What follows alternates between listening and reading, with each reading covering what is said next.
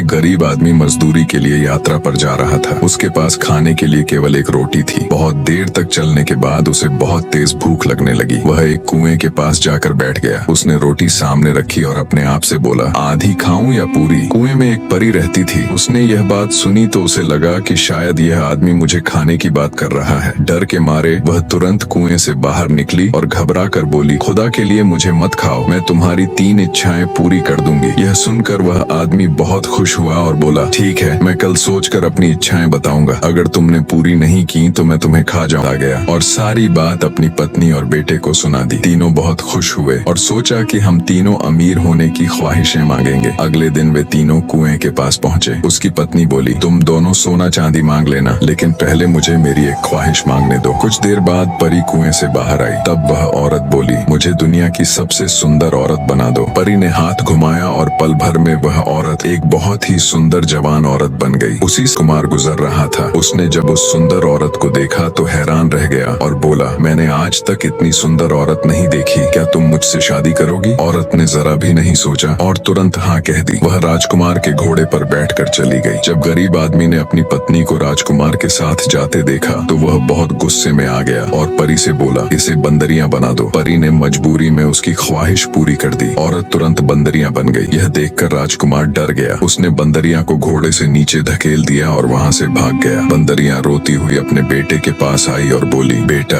अब आखिरी ख्वाहिश तुम मांगो और मुझे फिर से पहले जैसा बना दो। बेटे ने परी से कहा, मेरी माँ को उसकी असली हालत में वापस कर दो। परी ने तुरंत ऐसा कर दिया। औरत फिर से पहले जैसी बन गई। अब तीनों की तीनों ख्वाहिशें खत्म हो चुकी थीं। परी मुस्कुराकर बोली, लालच और नासमझी इंसान से सब कुछ छीन लेती है। जो किस्मत में होता है उससे ज्यादा किसी को नहीं मिलता। ये कहकर परी कुएं में वापस चली गई और वे तीनों खाली हाथ घर लौट गए।